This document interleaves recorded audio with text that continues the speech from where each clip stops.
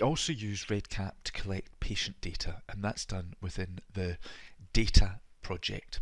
First of all, go to globalsurg.org/gs3, and that takes you to the project hub page.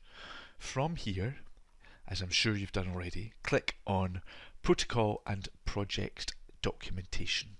This has the protocol in the various different languages.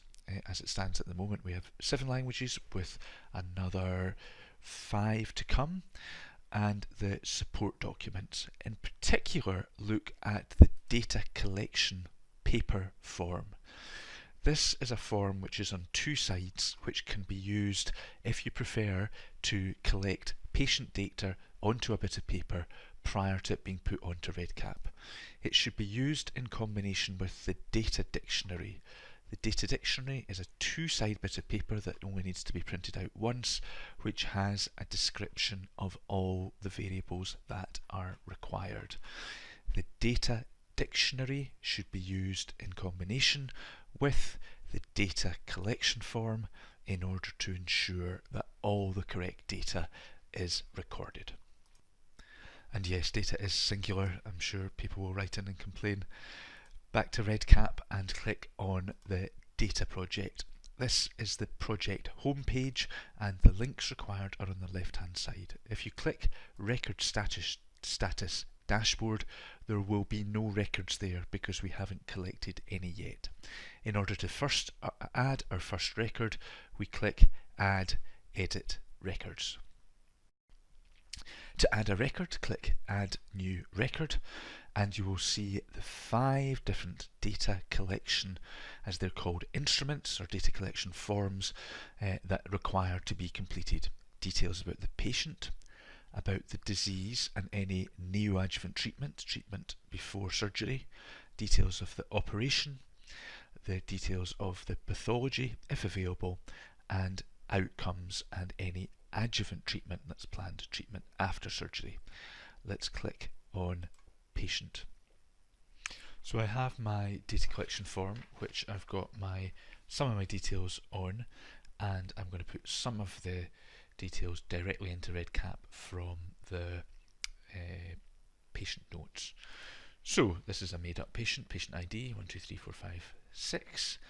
That will be obviously a proper number. I identified this patient in the theatre logbook, and they're 66-year-old man. BMI, body mass index, that's the weight of the patient in kilograms divided by their height in meters squared, and this patient was normal weight.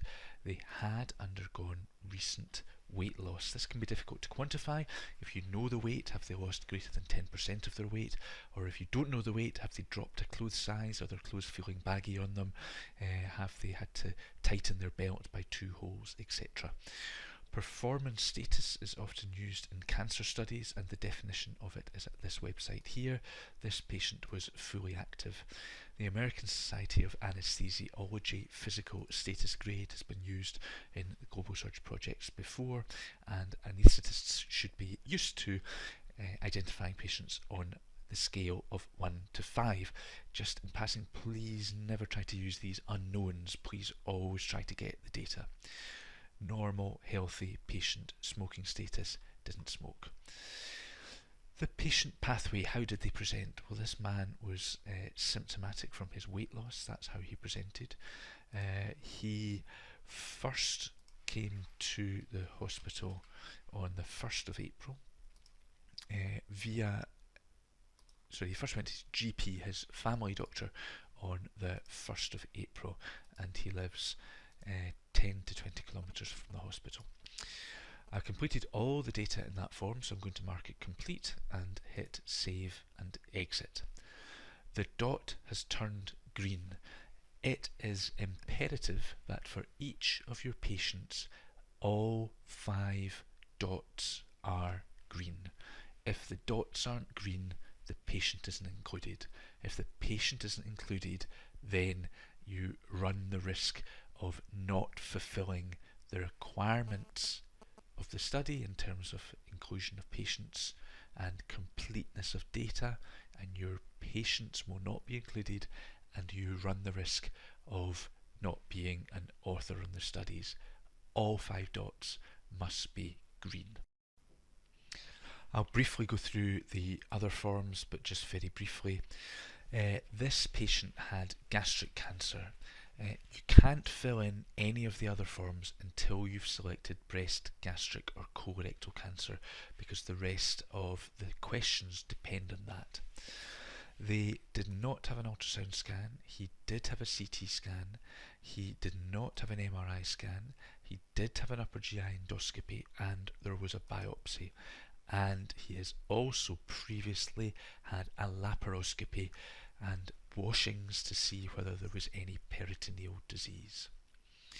Clinical stage. This is the stage which is determined before any treatment is performed. And that includes neoadjuvant chemotherapy or other treatment. It is made up of T, N and M.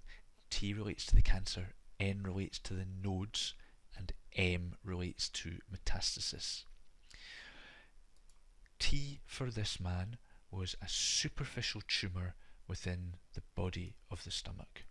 There were no nodes seen on his CT scan, and he is not known to have any metastasis. Essential TNM. This is really important. Back on the data collection form, paper form, in the back bottom right hand corner are the flow diagrams which explain the essential TNM. It is a way of determining stage without necessarily having all the details of a formal T, N and M. The way it works is you start at the top and work down to the bottom till you get to what the patient has. Metastasis present. Does he have metastasis? No. No metastasis. Regional lymph nodes present. Does he have regional lymph nodes? No. No mets, no nodes. Is the tumour through the stomach wall?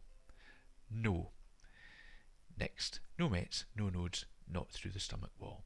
So that's what he has. So his essential TNM staging is L for localized.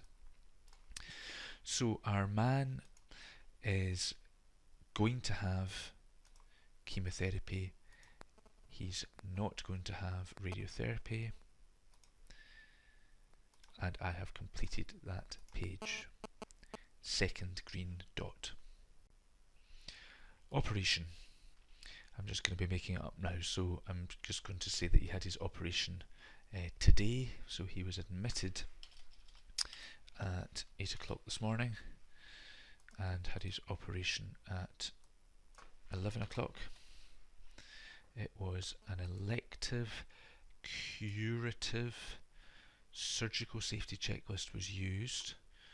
It was a total gastrectomy, stomach, total excision of stomach, and as we said, it was the body of the stomach. It was a hand-sewn anastomosis. A D2 lymphadenectomy was performed, and he was not obstructed and he was not perforated. And I have completed that form. Third green dot. Right, we're doing well. Pathology. Now you will normally get the pathology from the pathology form issued by your pathology department. If you do not have a pathology department or histology available in your hospital, then simply click no at the top of the form. For now, we'd be grateful if you could go through the form and just answer the questions even though you don't have histology. Most valid basis of the cancer diagnosis. This is really important. How do we know the patient has cancer? Is it just on the basis of clinical information, or is it supported by imaging such as a CT scan, an MRI or a simple plain X-ray? Is it because surgery or an endoscopy has been done which has shown cancer but there's no pathology or histology? Are there blood tests that have suggested cancer, like a tumour marker? Is there cytology which has suggested cancer, or formal histology of a secondary deposit or of a primary deposit, or of the primary cancer? So for our man, we've got pathology from his gastric cancer, which is on the primary. And it showed, as we would expect, adenocarcinoma. It was a 2 centimetre lesion, so size of invasive tumour in centimetres, and it was staged beyond what it was staged clinically to T2. It went into the muscle layer. The number of nodes involved, well, there were 5 nodes involved in total, and that was out of a total of 20 nodes. The grade was moderate and there was no lymphatic or vascular invasion. We ask for the HER2 receptor for gastric cancer. This has been identified as being a significant prognostic factor for gastric cancer. We did it on this man and it was negative. Resection margin. This was a straightforward resection and there was no residual disease.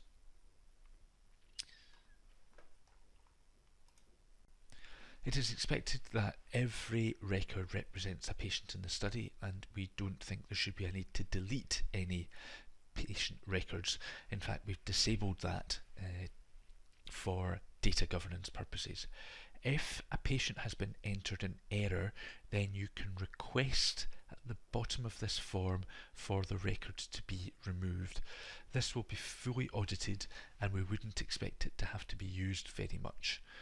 You can state why the patient should be removed, and you also need to include free text here explaining the reason. 4 green dots. Last form, outcomes and adjuvant treatment. 30 days have now passed. The patient was in hospital for 7 days and I have just telephoned him. I have permission locally to telephone him and that's what I've done. He is alive and had a wound infection after he went home. He did not require any antibiotics for the wound infection, so it is a Clavien-Dindo 1. All the definitions of that are in the protocol. He did not have any other complications. No requirement for critical care, and he didn't come back into hospital. He did have a surgical site infection, but no intervention and no antibiotics were required. He had no leak, no anastomotic leak, and no hemorrhage. Is any further adjuvant treatment planned? So for this patient, there is no adjuvant treatment planned. No chemotherapy, no radiotherapy, no biological therapy, which will usually be HER2 inhibitors, Herceptin, no high PEC, few places do that, and no others. Complete and 5 dots. So this patient has now a complete record set. If you need help, there are a number of places you can get it. First, for REDCap itself, is the help and frequently asked questions button. There are very good video tutorials on how to use it. If it is something that can't be helped by that, then contact one of your collaborators. They may know. If you have a hospital lead in your hospital, then contact them.